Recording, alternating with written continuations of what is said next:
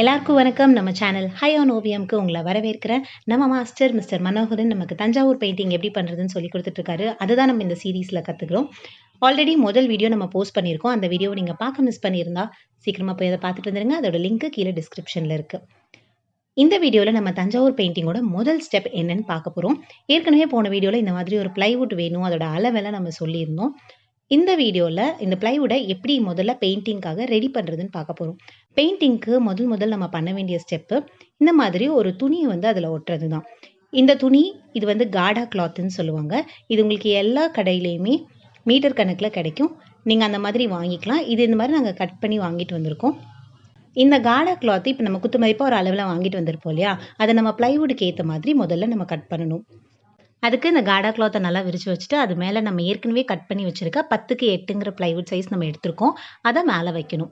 இப்போ என்ன பண்ண போகிறோம்னா, அந்த பிளைவுட்டுக்கு சைடில் 4 பக்கமும் குத்து மதிப்பாக ஒரு 2 இன்ச் அளவுக்கு நம்ம கட் பண்ணி வச்சுக்கணும்.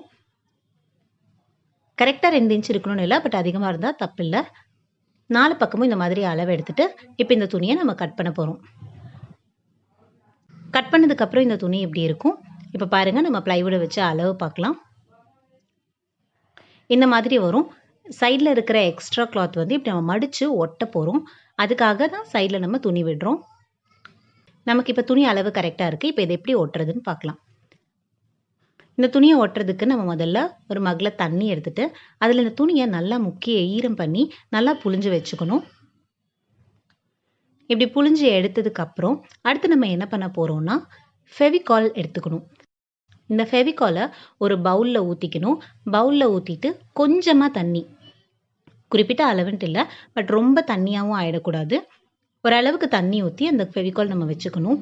இப்போ நம்ம ஏற்கனவே ஈரம் பண்ணி வச்சுருக்கோம் இல்லையா, அந்த துணியை முக்கி எடுத்துக்கணும். நல்லா எல்லா பக்கமும் அந்த க்ளூ பதிகிற மாதிரி நல்லா டிப் பண்ணி ஃபுல்லாக க்ளூ ஆக்கி எடுத்து வச்சுக்கணும்.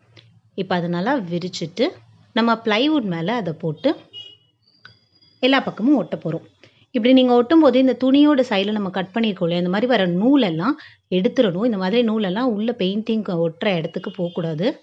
நம்ம பெயிண்ட் பண்ணக்கூடிய அந்த சர்ஃபேஸ் வந்து நமக்கு வந்து ஃபுல்லாக எந்த டிஸ்டர்பன்ஸும் இல்லாமல் நேராக பிளெயினாக இருக்கணும். துணியோ நூலோ ஏதோ ஒரு சின்ன கல் தூசி அந்த மாதிரி கூட உள்ளே இருக்கக்கூடாது. ஏன்னா நம்ம பெயிண்ட் பண்ணும்போது அது டிஸ்டர்ப் பண்ணும்.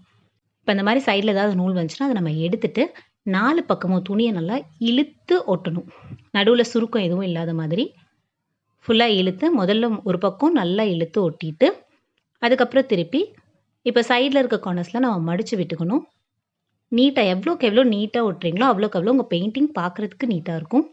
அதனால் நம்ம என்ன ஸ்டெப்பு பண்ணாலும் சரி, அந்த ஒர்க்கோட ஃபினிஷிங் வந்து நீட்டாக இருக்கிற மாதிரி பார்த்துக்கோங்க. கிளாத்தை ஒட்டினதுக்கு அப்புறமா என்ன பண்ணணும்னா, இந்த பின்னாடி துணி ஒட்டியிருக்க இடத்துல மறுபடியும் கொஞ்சம் க்ளூ எடுத்து நல்லா மேலே ஒட்டி விட்டுறணும். கொஞ்சம் கூட துணி வெளியே வராத மாதிரி பின்னாடி இந்த மாதிரி ஒட்டிட்டு இப்போ பெயிண்டிங்கை முன்னாடி திருப்பினீங்கன்னா இந்த மாதிரி அங்கங்கே பேச்சஸ் மாதிரி தெரியுது இல்லையா, அது வந்து இருக்கக்கூடாது. அப்படி இருந்தால் துணி வந்து போர்டில் சரியாக ஒட்டலைன்னு அர்த்தம். அதனால் க்ளூ எடுத்து நல்லா பிளெயினாக ஒட்டினீங்கன்னா இந்த மாதிரி நீட்டாக இருக்கும். இப்படி ஒட்டினதுக்கப்புறம் இதை வந்து நம்ம காய வைக்கணும். இது காய்ச்சதுக்கப்புறம் தான் அடுத்த ஸ்டெப் என்ன நம்ம பார்க்க முடியும். இது காயட்டும், நம்ம அடுத்த ஸ்டெப்பை அடுத்த வீடியோவில் பார்க்கலாம். இந்த வீடியோ உங்களுக்கு பிடிச்சிருக்கும் நம்புகிறேன். சொன்னதெல்லாம் உங்களுக்கு புரிஞ்சிருக்கும் நம்புகிறேன். மறக்காமல் நம்ம சேனலை சப்ஸ்கிரைப் பண்ணிக்கோங்க. அப்போ தான் அடுத்தடுத்த வீடியோஸ் உங்களுக்கு வரும். நீங்களும் ஈஸியாக தஞ்சாவூர் பெயிண்டிங் கற்றுக்கலாம். தொடர்ந்து நம்ம சேனலை பார்த்துக்கிட்டே இருங்க.